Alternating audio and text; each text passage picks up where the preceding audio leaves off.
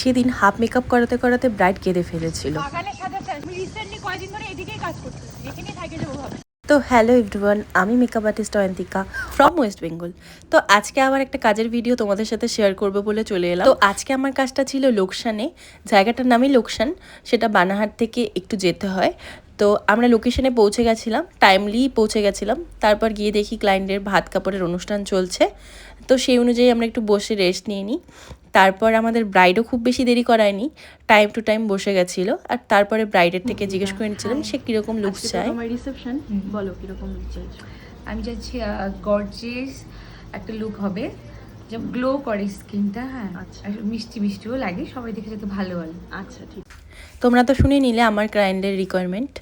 তো ওর রিকোয়ারমেন্ট ছিল স্কিনটা যাতে খুব গ্লোয়িং হয় আর মিষ্টি মিষ্টি লাগে তাকে দেখতে। আর ওর সেদিনকার বুকিংটা ছিল এয়ার ব্রাশ মেকআপের। ও আমাকে বলেছিল স্কিনটা যাতে খুব গ্লোয়িং হয় এবং স্কিন ফিনিশ। আর এয়ার ব্রাশ মেকআপ এমনিতেও খুব গ্লোয়িং হয়, তোমরা অনেকেই জানো। আর ওর স্কিনে একটু হালকা পাতলা পিম্পলস ছিল। মেকআপের মাধ্যমে অ্যাক্টিভ পিম্পল অথবা টেক্সচার স্কিন থাকলে সেটা 100% ব্লার করা সম্ভব নয়, কিন্তু এয়ার ব্রাশ মেকআপের ক্ষেত্রে কিছুটা ব্লার হলেও 100% ক্ষেত্রে পুরোপুরি টেক্সচারকে ঢাকা যায়। তো আস্তে আস্তে আমার মেকআপটা প্রায় কমপ্লিট। তোমরা অবশ্যই জানিও আমার ফার্স্ট ব্রাইডের লুকটা তোমাদের সবার কেমন লাগলো, আর ওর থেকেই শুনে নিচ্ছিলাম ওর এই লুকটা পেয়ে কেমন লাগলো। কেমন লাগলো? খুব ভালো। দেখি আইক্লোজ করো। তারপর আমরা বেরিয়ে পড়ি সেকেন্ড লোকেশনে যাওয়ার জন্য। আমার কাজটা প্রায় টাইম মতনই কমপ্লিট হয়েছিল। আর সেকেন্ড লোকেশনটা ছিল সেদিনকে গয়েরকাটা সাইডটা তোমরা তো জানোই, এত সুন্দর বাগানি এলাকা আর পরিবেশটা খুব মনোরম। আর সেটা উপভোগ করতে করতে আমরা ব্রাইডের লোকেশনে পৌঁছে গেছিলাম। আর আজকে লোকেশনটা এতটা সুন্দর ছিল, খোলামেলা একটা জায়গা, তার মধ্যে এত সুন্দর একটা ভেন্যু। এরা দুজন তো জায়গায় এসে পুরা একদম খুশি, এত সুন্দর জায়গা, বাগানি এলাকা। কি কি বাবা, তুই চিনিস না আমাকে চাটতেছিস? আর এই বাচ্চাটিকে দেখো, মনে হচ্ছে ও আমার কত দিনের চেনা। অ্যাকচুয়ালি কিন্তু আমি ফার্স্ট সেদিনকে সাজাতে গেছি, কিন্তু জানি না, ওরা বলে গায়ের গন্ধ পায়। হতে পারে, আমাদের বাড়িতে তো কুকুর আছে, আমাদের বাড়িতে অনেকগুলো বাচ্চা আছে, হয়তো ওটারই গন্ধ ওরা পায় আর ওরা নিজের বলে মনে করে। এদিকে এদিকে ওই যে প্যান্ডেল।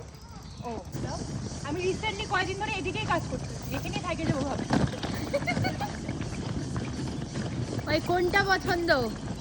হ্যাঁ, কোনটা পছন্দ হচ্ছে? প্যান্ডেল থেকে প্রায় অনেকটাই আসতে হলো, অবশেষে ব্রাইডের বাড়ি খুঁজে পেলাম। আর এই হচ্ছে আমার আজকের ব্রাইড। আর ব্রাইডের থেকে শুনে নিচ্ছিলাম সে কিরকম লুক চায়। সফট একটু মেকআপ করে দেব। আর এই 2 দিনের মেকআপ কেমন লাগলো? দারুণ ছিল। বাসি বিয়েটা তো জাস্ট ওয়াও, সবাই বলছিল ভালো।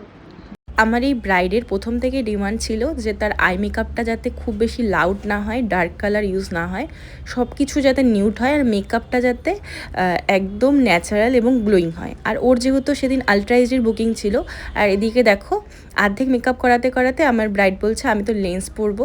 এদিকে আমার সম্পূর্ণ বেস কমপ্লিট হয়ে গেছিলো, আর তার মধ্যে আমার ব্রাইড বলছে সে লেন্স পরেনি। এবার কিছু করার নেই, ব্রাইডের ডিমান্ড তো আমাকে পূরণ করতেই হবে, ওইভাবেই আমি লেন্স পরালাম। কিন্তু যেহেতু আলট্রা এইচডি ছিল একটু অসুবিধাই হয়েছিল, যাই হোক পরে আমি মেকআপটাকে সেট করেছি ঠিকঠাক। তারপর আস্তে আস্তে গয়নাগাটি পরিয়ে পুরো লুকটা কমপ্লিট করেছিলাম। আর এটা হলো সেই পার্ট যেই পার্টে প্রত্যেকটা মেয়ের সৌন্দর্য যেন আরও বেশি করে ফুটে ওঠে। আর এটা ছিল ওর ফাইনাল লুক। তোমাদের সবার কেমন লাগলো তোমরা অবশ্যই জানো। আর ক্লায়েন্টের থেকেও একবার শুনে নেব ওর কেমন লাগলো। বলো ডোনা, কেমন লাগলো? দারুণ হয়েছে সত্যি, একদম খুব মনের মতো? natural। হ্যাঁ, একদম মনের মতন। আইসটা তো দারুণ। আইসটা দেখায় দাও, আই ক্লোজ করো। তো এটি ছিল আমার সেদিনকার সেকেন্ড ব্রাইড। তোমাদের দুটো লুকের মধ্যে কোন লুকটি বেশি ভালো লাগলো সেটা অবশ্যই কমেন্টের মাধ্যমে জানিও। আর যারা নিজেদের স্পেশাল দিনে এরকম সুন্দরভাবে সাজতে চাইছো, তাহলে অবশ্যই আমার সঙ্গে কন্ট্যাক্ট করে নিও আমার কন্ট্যাক্ট নাম্বারে। দেখা হবে নেক্সট কোনো ভিডিওতে, ততক্ষণের জন্য টাটা, ভালো থেকো, সুস্থ থেকো।